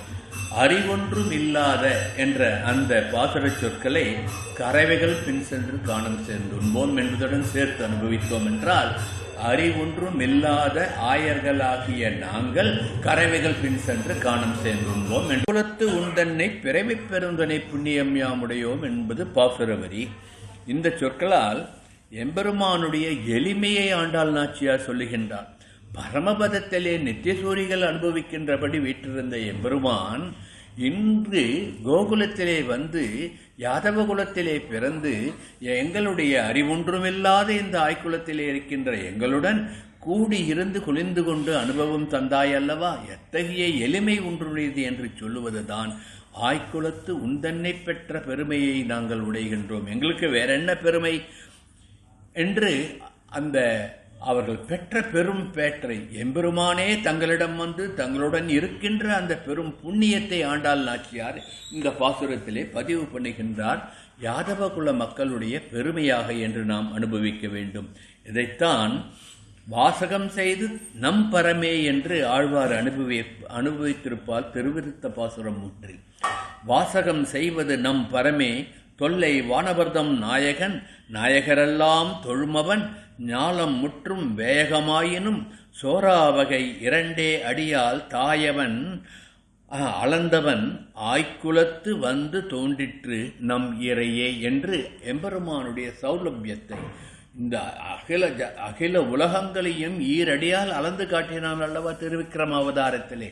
அப்படிப்பட்ட பெருமை உடையவன், விண்ணவர் கோன், எல்லா தேவர்களுக்கும் தலைவன், தேவாதி தேவன், பரமபதத்திலே வீற்றிருந்து நித்தியசூரிகளால் சதா பஷ்யந்தி சூரியகா என்றபடி எல்லாராலும் அனுபவிக்கப்பட்ட அந்த எம்பெருமான் அந்த பரமபதத்தை விட்டுவிட்டு அந்த ஜோதியை அங்கு விட்டுவிட்டு இங்கு ஒரு ஜோதியாக வந்து ஆயர்குலத்திலே உதித்ததுதான் அவனுடைய எளிமை என்று கீழ்ப்பாசுரங்களிலே அனுபவித்ததை இங்கு நினைவிலே கொண்டு இந்த வாசகத்தை நாம் உணர வேண்டும். அறியாதவனாக அறியாத எங்கள் குலத்தில் வந்து பிறந்தாய் நீ கண்ணா என்று சொல்லி அறியாதவனை அறிய வைத்த அந்த அரியே என்று போற்றுவதாக நாம் உணரலாம். இப்படி அனைவரும் அறிய ஆயர்குலத்தில் உதித்தாய், அரசர் குலத்தில் ஒருத்தையாய் இருந்தவர்களுக்கு பிறந்து ஆயர்குலத்தில் ஒருத்தியாயிருந்த ஒருவனிடம் வளர்ந்தாய். எப்படிப்பட்ட எளிமை! இப்படிப்பட்ட அறியாதவனை நாங்கள் அறியும்படி செய்தாயே என்று இந்த பாசுரத்திலே ஆண்டாள் சொல்லுகின்றாள் என்றும் அனுபவிக்கலாம். எம்பெருமானுக்கு பல பிறவிகள், பிறப்பில் பல்பிறவி பெருமாள் அஜாயமானோ பகுதா விஜாயத்தே தசதீரா பரிஜானந்தி யோனிம் என்று வேதம் சொல்லுவதை இங்கு பிறப்பில் பல்பிறவி பிரமான் என்று சொல்லுவதை பகவத்கீதையிலே அர்ஜுனா நான் பல பிறவிகள் எடுத்திருக்கின்றேன், அது எனக்கு மட்டும்தான் தெரியும், உனக்கு தெரியாது, ஏனென்றால் உன்னுடைய ஞானம் அவ்வளவுதான் என்று உணர்த்தினான் அல்லவா பகவான். அப்படிப்பட்ட பகவான் எப்பொழுது இங்கு எப்பொழுது இங்கு வந்து தோன்றுகின்றான்? எப்பொழுதெல்லாம் பூலோகத்திலே அதர்மம் தலையெடுக்கின்றதோ, எப்பொழுதெல்லாம் பூலோகத்திலே தர்மம் நசுக்கப்படுகின்றதோ, அப்பொழுதெல்லாம் அவதாரம் பண்ணி நம்மை ரட்சிக்கின்றான் என்பதுதானே உண்மை. அதைத்தானே பகவான் பகவத்கீதையிலையும் சொன்னான். யதா யதா ஹி தர்மஸ்ய க்ளானிர்பவதி பாரதா அப்யுக்தானாம் அதர்மஸ்ய ததாத்மானம் ரிஜாமியகம் என்று தர்மம் நசுக்கப்பட்டு அதர்மம் தலையெடுக்கின்ற பொழுது நான் அவதாரம் பண்ணுவேன் என்று அவதார ரகசியத்தை சொன்னான் அல்லவா? அப்படித்தான் கம்சன், சிசுபாலன் போன்றவர்களுடைய அதர்மத்தினால் எல்லோரும் கஷ்டப்பட்ட பொழுது ஆயர் குலத்தின் அணிவிலக்காய் வந்து தோன்றினான் என்பதை இந்த பாசுரத்தின் மூலம் நாம் எங்கள் அப்படிப்பட்ட ஆயர் குலத்தை நீ வந்து உதித்ததனால் யாம் பெற்ற பெரும் பேறு, பெரும் புண்ணியம் என்று ஆண்டாள் நாச்சியார் ஆயர்கள் மகிழ்ந்த அந்த புண்ணியத்தை, அவர்கள் பெற்ற பெரும் பேரை இங்கு சொல்லுகின்றாள் என்று நாம் அனுபவிக்க வேண்டும். இதைத்தான் விஷ்ணு புராணத்திலே எம்பெருமானுடைய அவதாரத்தை சொல்லுகின்ற பொழுது எப்படி ஒரு ஸ்லோகத்திலே கண்ணன் வந்து இந்த தேவகியாகிய அந்த கிழக்கு திசையிலே ஒரு சூரியன் போன்று பிறந்தான் என்று கீழ்ப்பாசுரத்திலே நாம் அனுபவித்ததையும் இங்கு நாம் மனதிலே கொள்ள வேண்டும். இந்த உண்மையை, இந்த எளிமையை நாம் எப்படி கொள்ள வேண்டும்? இந்த உண் என்ற வார்த்தைக்கு தான் இப்போ நாம் இத்தனை அர்த்தம் பார்த்துன்னு வந்துருக்கோம். அப்போது கண்ணன் நாமெல்லாம் வெறும் சாப்பிட்டுட்டே இருக்கோம், உண்டோம் வாழ்ந்தோம் என்று உடையே உண்டியே என்று வாழ்கின்ற இந்த குலத்திலே வந்து கண்ணன் அவதாரம் பண்ணுகின்றான். அதை வேதம் எப்படி அனுபவிக்கின்றது என்றால் முண்டக உபனிஷத்திலே ஒரு வாக்கியம், துவா சுபர்ணா சயுஜா சகாயாக சமானாம் விருட்சம் பரிஷஸ்ஜாதே தயோரண்ய பிப்ளம் ஸ்வாத்வத்தி அனன்ஸ்னன் அந்யக அபிசாகநேதி என்று முண்டக உபநிஷத்திலே ஒரு வாக்கியம். அதாவது இதை கீழ்ப்பாசுரத்திலே நாம் அனுபவித்ததையும் நீங்கள் நினைத்துக் கொள்ளுங்கள். ஒரு மரத்திலே பழங்கள் நிறைய பழுத்திருக்கின்றன. அந்த மரத்திலே 2 பறவைகள் இருக்கின்றன. அந்த 2 பட்சியில் ஒரு பட்சி மட்டும் நல்லா கொழுன்னு இருக்கு, இன்னொரு பட்சி வாடி துரும்பாய் அழிச்சு போயிட்டு இருக்குன்ட்டு இந்த முண்டக உபனிஷத் வாக்கியத்தினுடைய வெளிப்படையான பொருள். அந்த பட்சிகள் என்று சொல்லுவது, மரம் என்று சொல்லுவது நம் சரீரம். இந்த சரீரத்திலே 2 பட்சிகள் இருக்கு. ஒரு பட்சி ஆத்மா, இன்னொரு பட்சி பரமாத்மா. இந்த ஆத்மா என்ற பட்சி நாம் உணவை உண்டு உண்டு இழைத்து கொண்டே இருக்கிறது. இங்கு உணவு என்பது இந்த சம்சார தாபம். இந்த சம்சாரத்திலே உழன்று கொண்டு இந்த தாபங்களினால், தாபத்திரயங்களினால், அதனுடைய தாக்கங்களினால், கர்ம வினைப்பயன்களால் பிறவி எடுத்ததனால் உண்டு உண்டு அந்த வினைப்பயனை உண்டு இந்த ஜீவாத்மா இழைத்து கொண்டே இருக்கின்றது. ஆனால் அதே விருட்சத்திலே, அதே மரத்திலே, இதே சரீரத்திலே உள்ளே இருக்கின்ற பரமாத்மாவாகிய அந்த எம்பெருமான் நன்றாக கொழு என்று இருக்கின்றான் என்றால் என்ன அர்த்தம்? அவன் உண்ணும் குலத்திலே பிறந்தாலும் உண்ணாதவன் போல்தான் இருப்பான். அவனுக்கு எல்லாம் சமம் என்பதை உணர்த்துவதுதான். நாம் அப்படிப்பட்ட நம் கர்மவினை பயனாக இந்த உண்ணும் குலத்திலே பிறந்தோம். இப்படிப்பட்ட உண்ணும் குலத்தில் எதையும் உண்ணவதாகவும் உண்ணாததாகவும் இருக்கின்ற நீ வந்து பிறந்தது உன்னுடைய எளிமை என்று அனுபவிக்கின்றது உபனிஷத். அதைத்தான் ஆண்டாள் நாச்சியார் இந்த பாசுரத்திலே கறவைகள் பின் சென்று காணம் சேர்ந்து உண்போம் என்ற இந்த உண்போம் என்ற வார்த்தையிலே உட்பொருளாக சொன்னால் என்பதை நாம் அனுபவிக்க வேண்டும். இப்படி உண்ணும் குலத்தில் உண்ணாதவன் வந்து பிறந்தான் என்பதுதான் எம்பெருமானுடைய அந்த ஏற்றம். அகர்மவத்ஸ்யனவன், அவனுக்கு எல்லாம் சரிசமம்தான். இப்போ நான் முதலே சொன்னேன், உண்ணும் என்ற வார்த்தைக்கு நாம் எப்படி அர்த்தம் அனுபவிக்க வேண்டும் என்பதற்கு ஒரு உதாரணம் சொல்லுகின்றேன் என்று. எம்பெருமான் பகவத்கீதையிலே என்ன சொன்னான்? நீங்கள் எனக்கு என்ன பண்ணுறீங்கன்றதெல்லாம் நான் பார்க்கறது கிடையாது. ஒரு துளசி தளம் போரும் என்னை நீங்கள் பிரார்த்தனை பண்ணுவதற்கு, அல்லது ஒரு சொட்டு கண்ணீர் போரும் என்று நாடி நாடி நரசிங்கா என்று ஓடி வரலாம் என்று சொன்னான் அல்லவா? அப்படி நாம் எம்பெருமானுக்கு இன்னைக்கு வந்து ஒரு முட்டை அமுது பண்ணி பிரசாதம் கொடுத்தேன் என்பது ஒரு பெருமையே கிடையாது. அப்போது ஒருத்தர் கேட்டாராம், எம்பெருமானுக்கு நீங்கள் இவ்வளோ நைவேத்தியம் பண்ணுறீங்களே, அதில் ஒரு பருக்க கூட குறையிலையே, அப்போ அவர் என்னத்தை உண்டார்ன்னு கேட்டால், அவன் உண்ணாதவன் அல்லவா, இந்த அகில லோகங்களையும் தன் திருவாயால் உண்டவன், தன் திருவயிற்றிலே அடக்கி கொண்டவன். ஆகையினால்தான் அப்படிப்பட்ட எம்பெருமானுக்கு நம்மாழ்வார் ஒரு பாசுரத்திலே ஆரம்பிப்பார், உலகமுண்ட பெருவாயா என்று. இந்த உலகம் அனைத்தையும் தன் திருவயிற்றுக்குள்ளே அடக்குகின்ற வகையிலே உண்கின்ற அந்த எம்பெருமானுக்கு நாம் நைவேத்தியம் பண்ணுகின்ற இந்த உணவை ஒரு துளி கூட குறையவில்லையே என்று நம்மளுடைய என்ன சொல்கிறது அறியாமையினால் நாம் கேட்கலாம். இதற்கு ஒரு சின்ன உதாரணம் சொல்கிறோம். இப்போது ஒரு புஸ்தகம், திருப்பாவை புஸ்தகம் எல்லோரும் எடுத்துகிட்டு வரீங்க. 4 நாள் திருப்பாவை சேர்ந்து சந்தை சொல்லிகிட்டே வரீங்க, இல்லை 4 நாள் எல்லாரும் கூட சேர்ந்து அனுபவிச்சுட்டு வரீங்க. 5ஆவது நாள் அந்த திருப்பாவையை உங்கள் மனசில் நின்று போச்சு. புஸ்தகம் எல்லாமே உங்களால் அனுசந்தானம் பண்ண முடிகிறது. அப்படித்தான் அப்போ அந்த புஸ்தகத்தில் இருந்த எழுத்தெல்லாம் மறைஞ்சு போச்சா? நீங்கள் உங்கள் மனசில் வந்துடுத்தல அந்த வார்த்தையெல்லாம். அப்போ புஸ்தகத்தை வச்சுன்னு படிச்சுட்டே வந்தீங்க, ஒரு 10 நாள் படிச்சிங்க, மனசு உள்ளே வந்துடுது. இனிமேல் எனக்கு புஸ்தகம் வேண்டான்ட்டு மனசில் இருக்கிறத வச்சு சொல்கிறோம் இல்லையா? அப்போ புஸ்தகத்தில் இருந்த வார்த்தைகள்லாம் மறைஞ்சு தானே போயிருக்கணும். மறைஞ்சு போச்சா? அது அங்கேயே தானே இருக்குது. அப்போது அப்படித்தான் எம்பெருமானுக்கு நாம் கண்டருள பண்ணுகின்றோம். அவனுடைய திருஷ்டியினால் அனைத்தையும் அவன் ஏற்றுக்கொண்டான். ஆனால் மீதம் அங்கேயே தான் இருக்கு. இதுதான் எம்பெருமானுக்கு கண்டருளப் பண்ணுவதனுடைய தாத்பரியம். அதனால் ஏன் குறையலைன்னு கேட்கக்கூடாது. உலகமுண்ட பெருவாயனுக்கு நம்மால் உணவு படைக்கவே முடியாது. அப்படிப்பட்ட உண்ணாதவன் உண்ணும் குலத்தில் பிறந்தான், அதுதான் எங்களுக்கு பெருமை என்று ஆண்டாள் இந்த பாசுரத்திலே, நீ யாதவமணியாக எங்கள் குலத்தில் அவதரித்தது மட்டும்தான் நாங்கள் பெற்ற பேரு, நாங்கள் பெற்ற ஒரே செல்வம், அந்த நாளையே நாங்கள் பெற்ற பெரும் புண்ணியம் என்று பெருமைப்படுகின்றோம் என்று சொல்லுவதை இந்த பாசுரத்திலே ஆண்டாள் நாச்சியார் சொல்லுகின்றாள் என்று நாம் அனுபவிக்க வேண்டும். குறைவொன்றும் இல்லாத கோவிந்தா என்று அடுத்த வரியில் சொல்லுகின்றாள். இன்னும் நிறைய சொல்லலாம், அதை இன்னொரு சமயத்தில் அனுபவிப்போம். இப்போ குறைவொன்றும் இல்லாத கோவிந்தா, அது என்ன குறை?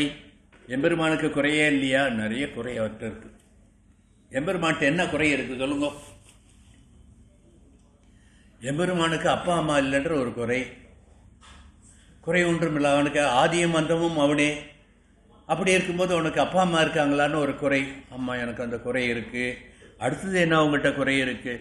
ஒப்பாரும் மிக்காரும் இல்லாதவன். அவனுக்கு மேற்பட்டவன் ஒருத்தன் இருக்கானோ? யாராவது சொல்லு பார்ப்போம். அவனுக்கு மேற்பட்டவன் யாரும் இல்லை என்ற ஒரு குறை அவங்ககிட்ட இருக்குது. இப்படி குறை உள்ள அவன் குறை நிறைய இருக்கின்ற நம் குலத்தில் பிறக்கின்றான். குறை ஒன்றும் இல்லாத அந்த கோவிந்தன் எனக்கு அப்பா அம்மா இல்லையேன்ற அந்த குறை இருக்குன்னு நீ சொல்லிட்டல்ல, அதனால் நான் ராமனா பிறக்கிறேன், தசரதனையும் கைகையையும் இந்த கோசலையும் என்னுடைய தாய் தந்தையராக ஏற்றுக்கொள்கின்றேன் என்று பிறந்தான் அல்லவா? இங்கு நந்தகுலத்திலே நான் பிறக்கின்றேன். வசுதேவருக்கும் தேவகிக்கும் அரசகுலத்திலே பிறந்து நந்தகுலத்திலே வளர்கின்றேன். இங்கு ஒரு பெற்றோர், அங்கு ஒரு பெற்றோர். பிறந்த இடத்தில் ஒரு பெற்றோர் வசுதேவரும் தேவகியும், வளர்ந்த இடத்திலே ஒரு பெற்றோர் நந்தகோபனும் யசோதியும் என்று தனக்கு தாய் தந்தையர் இல்லை என்று இந்த மக்கள் சொல்லிவிடக்கூடாது, உனக்கு குறை இருக்கு என்று சொல்லக்கூடாதுன்னு தான் பகவான் பிறப்பெடுத்து ராமனாகவும் கிருஷ்ணனாகவும் பிறந்து காட்டி நமக்கு அனுகிரகம் பண்ணுகின்றான் என்று குறை ஒன்றுமில்லாத கோவிந்தன் குறையோடு இருந்த அந்த குறையை நீக்கிக் கொண்டு குறை இல்லை என்ற நிலைக்கு நமக்கு அனுகிரகம் பண்ணுகின்றான் என்று நாம் அனுபவிக்க வேண்டும். இப்படி பரமபக்தியே விட்டுவிட்டு நீ எங்கள் ஆயர்குலத்தில் உதித்ததனால் நாங்கள் பெரிய புண்ணியத்தை உடையவர்களாக இருக்கின்றோம். ஆகையினால் குறை ஒன்றுமில்லாத கோவிந்தனாகிய நீ எங்களுக்கு அனுகிரகம் பண்ண வேண்டும் என்று சொல்லுகின்றாள். இந்த கோவிந்த நாமம் ஆண்டாள் பாசுரத்திலே 3 பாசுரங்கள், இன்றைய பாசுரம், நாளைய பாசுரம், நாளை மறுநாள் பாசுரத்திலே சொல்லுவாள். அதே போன்று திவ்ய தேசங்களிலே 3 திவ்ய தேசங்களிலே எம்பெருமானுக்கு கோவிந்த நாமம் உண்டு. எந்தெந்த திவ்ய தேசம்? திருமலை, அப்புறம் நம்ம பக்கத்திலேயே இருக்கு திருச்சித்திரகூடம். கோவிந்தராஜ பெருமாள் திருச்சித்திரகூடத்தில் இருக்காரா? இன்னொரு திவ்ய தேசம். 3 திவ்ய தேசங்கள். 3 திவ்ய தேசங்கள், திருமலை ஒன்று, திருச்சித்திரகூடம் ஒன்று, இன்னொரு திவ்ய தேசம் ஸ்ரீவில்லிபுத்தூர். அங்கேயும் கோவிந்தராஜன் அவருக்கு எம்பெருமானுக்கு பேர் உண்டு. ஆக இந்த 3 பெருமாளையும் இந்த 3 பாசுரங்களிலே அனுபவிக்கின்றான். நம்ம அனுபவிக்கணும். இன்னைக்கு பாசுரம், நாளைக்கு பாசுரம், நாளன்னைக்கு பாசுரம். இதெல்லாம் இதுக்கு ஒரு ஞானமோ விகாசமோ வேண்டாம். பாசுரத்தை அனுபவித்தாலே இப்படிலாம் அனுபவிக்கிறதுக்கு ஒரு வழி பண்ணியிருக்காளேன்னு அனுபவிக்கணும். 3 திவ்ய தேசங்களில் சேவை சாய்க்கின்ற அந்த கோவிந்தனை குறை ஒன்றுமில்லாத கோவிந்தா என்று குறையே உனக்கு கிடையாது, ஆகையினால் தான் கூவி அழைத்தால் ஓடோடி வந்து எங்களுக்கு அனுகிரகம் படுகின்றார். கோவிந்தன் என்ற வார்த்தையினுடைய பெருமையை தசாவதாரத்தோடு ஒப்பிட்டு நேற்று அனுபவித்தோம். கோவிந்தன் என்ற பெருமையை 10 விதமாக வெவ்வேறு பொருட்களை சொல்லுவதாக நேற்று அனுபவித்தோம் அல்லவா? அதையெல்லாம் மனதிலே எடுத்துக்கொள்ளுங்கள். இப்படி குறைவொன்றும் இல்லாத அந்த கோவிந்தன் உந்தன்னோடு உறவேல் எமக்கு இங்கு ஒழிக்க ஒழியாது. உங்கூட இருக்கிறது தான் எங்களுக்கு பறை, உன்னோடு இருப்பது தான் நீ எங்களுக்கு கொடுக்கின்ற நாடு புகழும் நல்ல பரிசு என்பதை பொதுவாக நாம் சொன்னாலும் இங்கு இந்த உந்தன்னோடு உறவேல் என்று சொல்லுகின்றாள். உறவுன்னா என்ன? 2 விதமாக பிரிக்கலாம் உறவை. ஒன்று சரீர பந்தத்தால் ஏற்படுகின்ற சரீர பந்து, இரத்த உறவினால் ஏற்படுகின்ற பந்துக்கள்.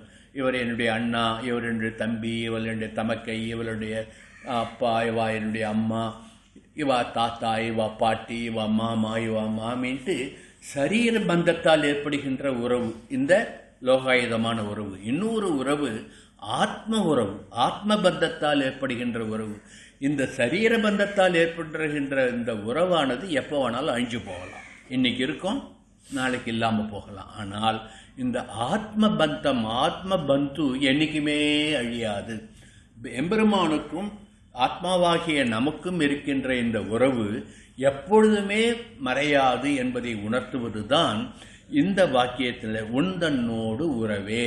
அத்தகைய உறவு, இந்த ஜீவாத்மா உங்ககிட்ட கலந்திருக்கின்ற அந்த உறவு, அதை விட்டால் எங்களுக்கு ஒழிக்க ஒழியாது, வேற எதுவுமே கிடையாது என்று சொல்லி இந்த சரீர பந்து ஆத்ம பந்து இருக்கிற வித்தியாசத்தை ஆண்டாள் நாச்சியார் இங்கு நமக்கு எடுத்து காட்டுகின்றார். ஜீவாத்மாவுக்கும் பரமாத்மாவுக்கும் உள்ள பிரிக்க முடியாத அந்த பேர் உறவை இங்கு ஆண்டாள் நாச்சியார் எடுத்து காட்டுகின்றாள் என்று அனுபவிக்க வேண்டும். இதையே இன்னொரு விதமாக அனுபவிக்கும். உந்தன்னோடு உறவேல் என்று சொல்லுகின்றார். உந்தன்னோடுன்னா உன்ற என்ற அந்த இந்த சின்ன எண்ணு உந்தன்னோடுன்ற போது யாரை சொல்றா? எம்பெருமான சொல்றா. நம்ம எதிர இருக்கிறவாள் தான் நம்ம உந்தன்னோடுன்னு சொல்ல முடியும். உன்னோடு நான் வரேன்னா என்ன அர்த்தம்? எதிர இருக்கவாகிட்ட சொல்றதா அர்த்தம். உன்னோடு சேர்ந்து அனுபவிக்கின்றோம் என்றால் எதிரில் இருப்பவனை சொல்லுவதாக அர்த்தம். ஆக உந்தன்னோடு என்று சொல்லுவது இங்கு எம்பெருமானை சொல்லுவதாக அர்த்தம். எம்பெருமான் யார்? அகாரம், அவனை அகாரத்தின் மூலம் அறியப்படுபவன் எம்பெருமான் என்பதனால் உந்தன்னோடு என்ற வார்த்தையினால் எம்பெருமானாகிய அகாரத்தை சொல்லுகின்றாள். அடுத்து அக்ஷராணாம் அகாரோஸ்மி என்பது பகவத்கீதையிலே பகவான் சொன்ன திருவாக்கு. அகாரத்தில் நான் இருக்கின்றேன் என்பது பகவானுடைய திருவாக்கு. ஆகவே உந்தன்னோடு என்பதை ஆ என்ற அகாரமாகிய ஸ்ரீமன் நாராயணனை குறிப்பதாக அர்த்தம் பண்ணிக்கொள்ளலாம். உறவேல் என்ற சொல்லுக்கு உறவு ஒருத்தருக்கு உள்ள ஒருத்தர் ஏற்படுத்தணும். அதை ஏற்படுத்துவது யார்? புருஷகாரியார் தாயார். ஆகையினால தாயார் தான் உறவேல் என்ற வார்த்தையினால் ஆண்டாள் நமக்கு சொல்லுகின்றார். உத்கீதம் பிரணவம் என்று மகாலட்சுமி உகார பிரணவமாக சொல்லுவார்கள். ஆகவே உகாரம் என்பது உத்கீதம் பிரணவம் என்ற வேத வாக்கியத்தின்படி மகாலட்சுமியை குறிக்கின்றது. முதல் வார்த்தை உந்தன்னோடு எம்பெருமானை குறிக்கின்றது. அடுத்த வார்த்தை உறவு என்பது மகாலட்சுமியை குறிக்கின்றது. உந்தன்னோடு உறவேல் நமக்கு என்று 3வது வார்த்தை. நமக்கு என்ன அர்த்தம்? நாமெல்லாம் யாரு? ஜீவாத்மா. ஆக ஜீவாத்மாக்களை குறிக்கின்ற வார்த்தை நமக்கு என்ற வார்த்தை. உந்தன்னோடு உறவேல் நமக்கு ஜீவாத்மா மகாரத்தை குறிக்கின்றது. அப்போ முதல்ல அகாரத்தை சொன்னால், அடுத்த வார்த்தையிலே உக்காரமாகிய மகாலட்சுமியை சொன்னால், 3வது வார்த்தையிலே மகாரமாகிய ஜீவாத்மாக்களை சொன்னார். ஆ உ மா இந்த 3 எழுத்தையும் கூட்டினா என்ன வரும்? ஓம் என்ற பிரணவம் வரும். அதை உணர்த்துவதுதான் என்ற ஸ்லோகம். புரிஞ்சுதா? இப்படி உந்தன்னோடு உறவேல், அத்தகைய ஓம் என்ற பிரணவமாக இருக்கின்ற எம்பெருமானே உங்ககிட்ட இருக்கின்ற இந்த உறவை தவிர, இந்த ஜீவாத்மாவுக்கும் பரமாத்மாவுக்கும் இருக்கின்ற இந்த ஆத்ம பந்து தத்துவத்தை தவிர எங்களுக்கு வேறு எதுவும் கிடையாது என்பதை உணர்த்துவதுதான் இந்த பாசுரமாகும். இதைத்தான் சுவாமி நிகமாந்த மகாதேசியன் காமாசி காஷ்டகம் என்ற அந்த ஸ்தோத்திரத்திலே நரசிம்ம பெருமாளை நினைத்து சொல்லுவார், துவயி ரக்ஷதி ரக்ஷைகி கிமன்யைகி துவயி சாரக்ஷதி ரக்ஷகி கிமன்யைகி என்று சொல்லுவார். அதாவது அந்த வேகவதி கரையிலே இருக்கின்ற நரசிங்க பெருமாளை போற்றி பார்க்கின்ற பொழுது, நரசிம்ம பெருமாளே நீ என்னை காப்பாற்ற வேண்டும் என்று நினைத்து விட்டால் நான் ஏன் வேறு தெய்வத்தை நாட வேண்டும்? காப்பாற்றுவது என்று நீ முடிவெடுத்து விட்டால் எனக்கு வேறு தெய்வம் வேண்டாம். அதே போன்று நீ என்னை காப்பாற்ற மாட்டேன் என்று முடிவெடுத்து விட்டாலும் வேறு எந்த தெய்வத்தாலும் என்னை காப்பாற்ற முடியாது. ஆகவே நான் உன்னை மட்டும்தான் சரணாகதி பண்ணுவேன் என்று நரசிம்ம பெருமாளிடம் சுவாமி தேசிகன் சரணாகதம் பண்ணினார். இப்படிப்பட்ட சரணாகதியை உணர்த்துவதுதான் இந்த பாசுரம் என்று உன்தன்னோடு உறவேல் நமக்குங்கொழிக்க ஒழியாது என்ற உன்தன்னோடு உறவேல் நமக்கு என்ற இந்த 3 பதங்களிலே ஓம் என்ற பிரணவத்தினுடைய உட்பொருளை உள்ளடக்கி சொன்னதுதான் ஆண்டாள் பாசுரத்தினுடைய ஏற்றம். அதுதான் இன்றைய பாசுரத்தினுடைய சாராம்சம் என்று நாம் அனுபவிக்க வேண்டும். இப்படிப்பட்ட உன்தன்னோடு உறவேல் என்பதில் வருகின்ற முதல் 2 எழுத்துக்கள் உன் என்பதை எடுத்துக்கொள்வோம். உன் தன்னை பிறவி பெருந்தனை என்று இன்னொரு பாசுரத்தில் சொல்றார். உன் தன்னோடு உறவேல் என்று இந்த பாசுரத்தில் சொல்றார்.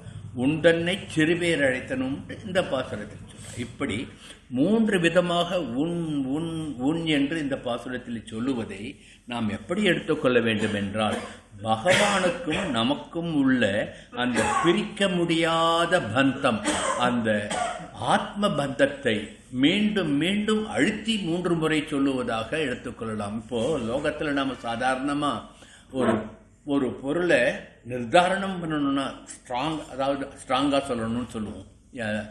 அழுத்தி சொல்லணும்னா என்ன பண்ணுவோம்? 3 முறை திருப்பி சொல்லுவோம். அதனால தான் கோர்ட்டில் போய் பார்த்தீங்கன்னா 3 தடவை கூப்பிடுவா. ஒரு தடவை கூட்டம் வரல, 2வது தடவை கூட்டம் வரல, 3வது தடவை கூட்டம் வரலன்ட்டு வேறு விதமாக தீர்ப்பு எழுதிடுவாள். அது மாதிரி 3 முறை உன் உன் உன் என்று உந்தன்னோடு உறவே, உந்தன்னோடு உந்தன்னை பிறவி பெருந்துணை, உந்தன்னை சிறுபேர் அழைத்திருவோம் என்று சொல்லி 3 முறை அழைத்து உந்தன்னோடு எனக்கு இருக்கின்ற இந்த உறவு யாராலும் பிரிக்க முடியாத உறவு என்பதை உணர்த்துகின்றாள். இதைத்தான் திருப்பானாழ்வார் அற்புதமாக ஒரு பாசுரத்திலே சொல்லியிருப்பார்.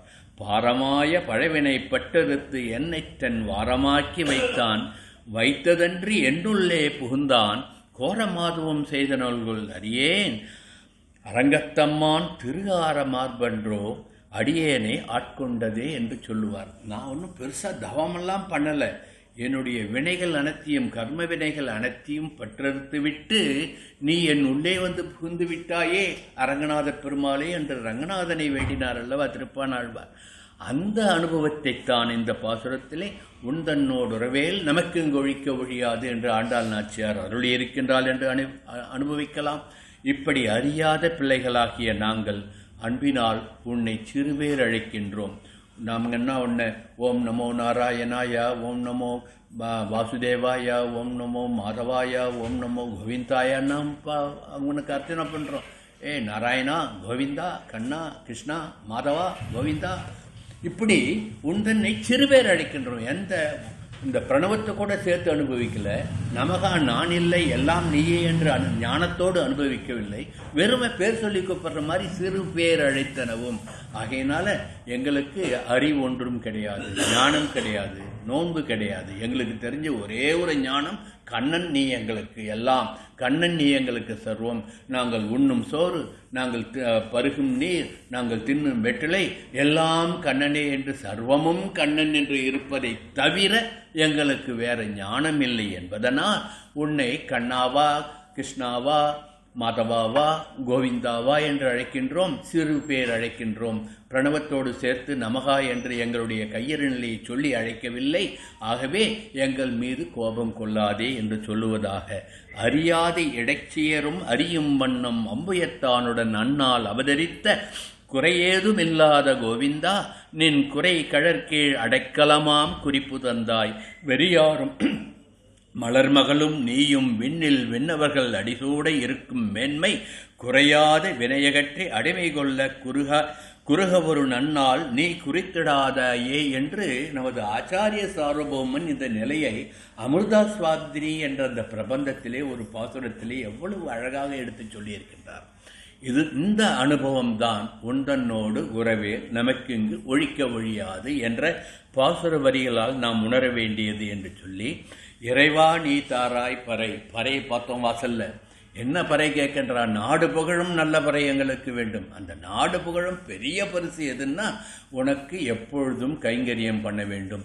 இந்த சரீரம் இருக்கும் பொழுதும் உனக்கு கைங்கரியம் பண்ண வேண்டும். சரீரத்தை விடுத்து விண்ணுலகம் வந்து உனக்கு பரமபதத்திலே கைங்கரியம் பண்ண வேண்டும்.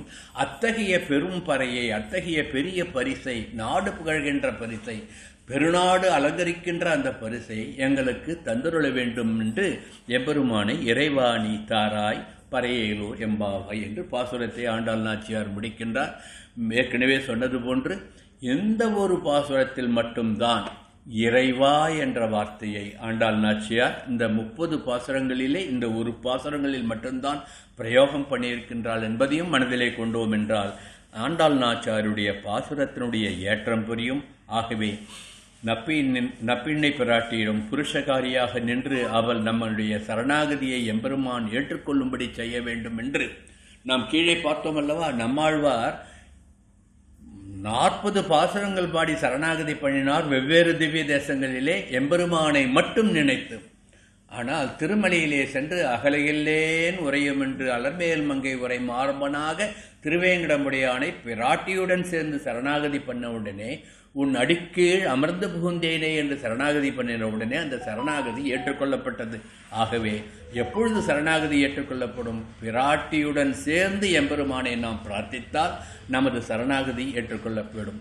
ஆகையினால்தான் நமது ஸ்தாபகர் ஸ்ரீ ராமானுஜர் பாஷ்யக்காரர் பங்குனி உத்தரத்தன்னைக்கு பெருமாளும் தாயாரும் சேர்த்தியாக வரும்பொழுது சரணாகதி பத்தியம் பாடி சரணாகதி பண்ணினார். 2 பேரையும் சேர்த்து சரணாகதி பண்ணினார். அப்பொழுதுதான் முக்தி கிடைக்கும் என்பதை நமக்கு உணர்த்தி காட்டினார். இப்படி நம் ஆச்சாரிய சார்வபௌமர்கள் நமக்கு உணர்த்தியதை ஆண்டாள் நாச்சியார் இந்த பாசுரத்திலே வழக்கம் போல் ஏலோர் எம்பாவாய் என்று சொல்லி, ஏல் என்றால் தேர்ந்து தெளிதல், ஓர் என்றால் உணர்தல் என்று பொதுவான அர்த்தம்.